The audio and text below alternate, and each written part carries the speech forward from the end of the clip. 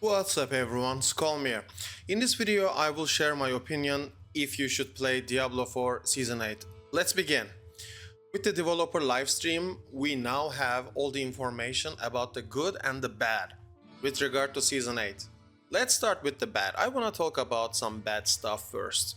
Now, as far as I see, I think during Season 8, the boss fights and the bosses in general are going to disappoint you. New mechanics and the boss fights will feel like a chore when farming items. This is going to be especially true because you're gonna need multiple players in your party to get a higher chance of obtaining mythic unique items. Now, they have already specified and said and highlighted that Belial, the Supreme Belial, or basically the highest level of the boss, is going to be your main source for dropping the best mythic unique items. Now, killing Belial or killing these bosses, it's not gonna feel like a challenge for most of the player base because, well, if you are watching videos like these, if you're watching instructional videos, if you're in YouTube, if you're on Twitch, if you're actually making some sort of research, following a decent build guide, you're not gonna have any trouble at all because you will be easily killing these bosses in Season 8. There won't be any trouble for you. You're gonna reach the highest difficulty, you're gonna be able to kill these bosses, no problemo. So I basically don't understand the point of revamping these bosses with new mechanics and buffing them, but I guess we will see. But I will definitely write this down as a negative point for Season 8. Now, another topic I want to talk about is the pit nerfs. As you know, during the PTR, they have buffed the pit a lot. So the new pit 100 was actually super buffed, and a lot of classes and builds struggled to actually clear pit 100 of the new Season 8. So the pits were buffed heavily during the PTR, and they are going to revert some of these buffs. So the pits are still gonna be buffed, they're gonna be stronger compared to Season 7, but they won't be as strong as they were during Season 8 PTR. So the pit nerfs overall, I think it's not gonna cut it because all classes and boss powers are also nerfed and they don't feel good. So I think the pit 150 cannot be an aspirational content because it is already cleared. People have already achieved the pit 150 title, the achievement. A lot of people who were playing Sork, for example, obtained that during Season 4, Season 5.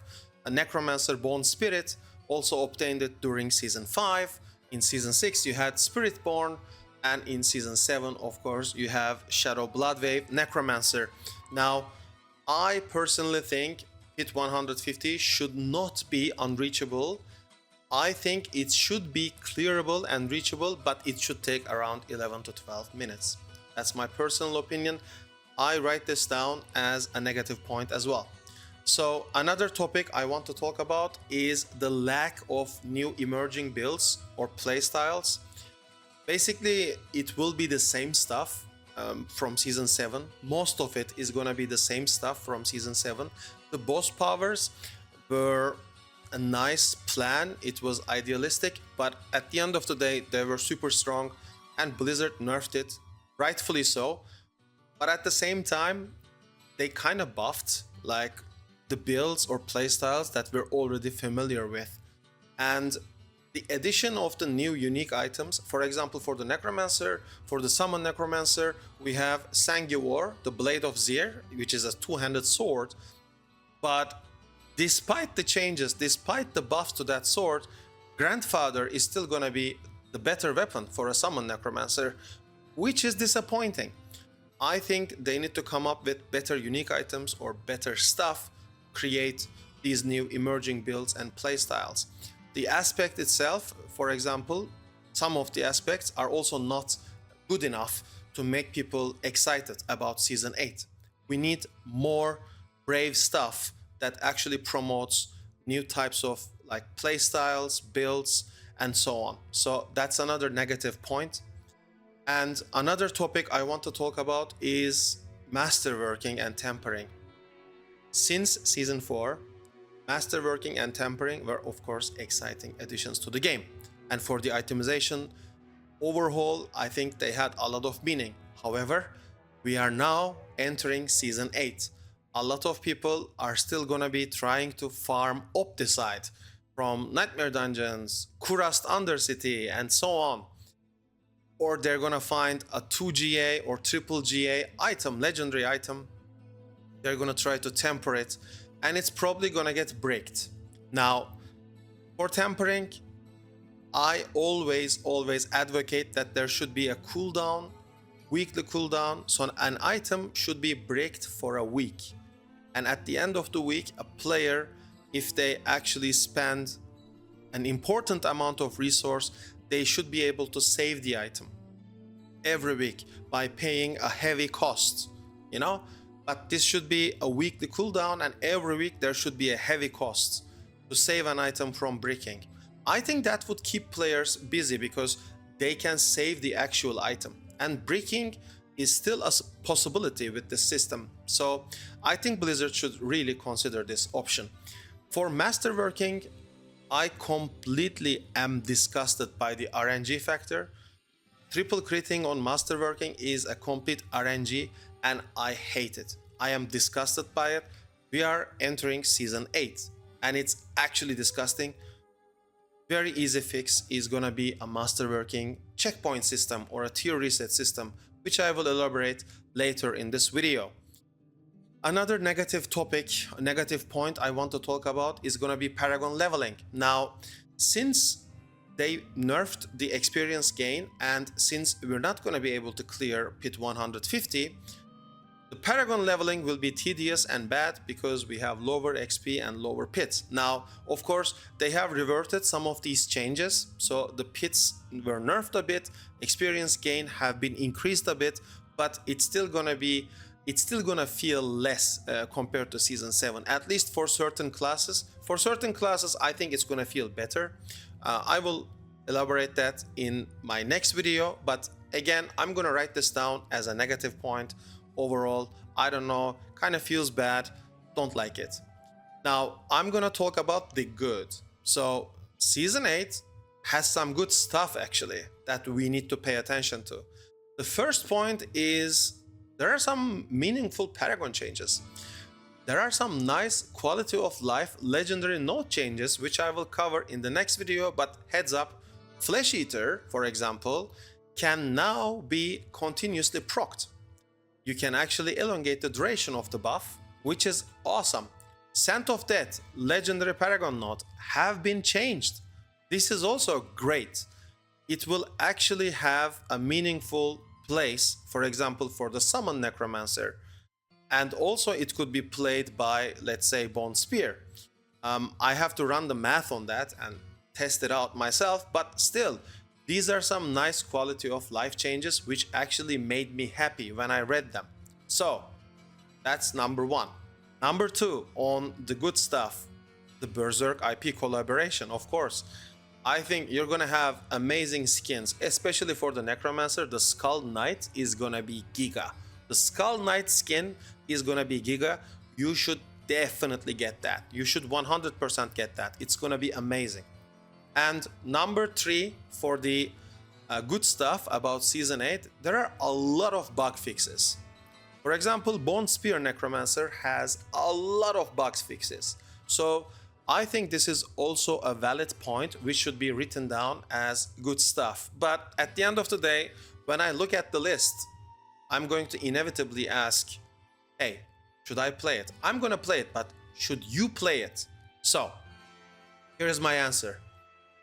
I think you should play Season 8 for the first 2 to 3 weeks and then stop playing when the Berserk collaboration event is over. I think the season will feel super stale and it won't be as fun as Season 5 or Season 7. I think you're gonna run out of content pretty fast, and it's not gonna be worth farming all the Opticide, masterworking materials and all the gear so that you could do, I don't know, Pit 110, Pit 120, like what's the point? there are no unofficial, there are no official leaderboards as well. I think they did the right thing by not bringing leaderboards until the next year, because man, they have no idea what they're doing right now. Like they're clueless. I think they did the right thing by not bringing any leaderboards at all. I think they should wait another year for sure. For the future, I want to say some things. I have already released multiple videos in my channel where I offer my opinion about the future of the game, where I share my personal opinion basically. Feel free to agree or disagree. As long as you're kind and polite, you have my approval. So another thing that I thought about was with regard to the pit. I think the pit should have its own map pool. Right now, the pit is utilizing assets from Nightmare Dungeons. The map layouts are a little bit different when the pit procs, but the pit portal, when you enter the pit, the assets, the map that is used is taken from Nightmare Dungeon. I think they should change that. I think the pit should have a unique terrorizing aura and environment. So this is good because when you enter the pit, you're gonna see a unique map, a unique environment, and you're gonna hear a unique music. Currently, the Red Cliffs or the Red Canyon, this map is too strong compared to others, okay? For the pit, I think the pit should have 4 or 5 unique maps with their own terrorizing environment, artwork, and music. The monster families could still be random, the bosses could still be random, but when you look at the Red Cliffs, the Red Canyon map, it's a huge, big open field with a lot of elites and monster families stuck inside, so you can just clear it in one go. I think there should be special maps in the pit pool where you have that kind of open, big platform, and the monster families are situated close to each other, so you can actually play it in a more fair manner instead of wasting Artificer Stone left and right, which is disgusting, annoying, and boring. All right?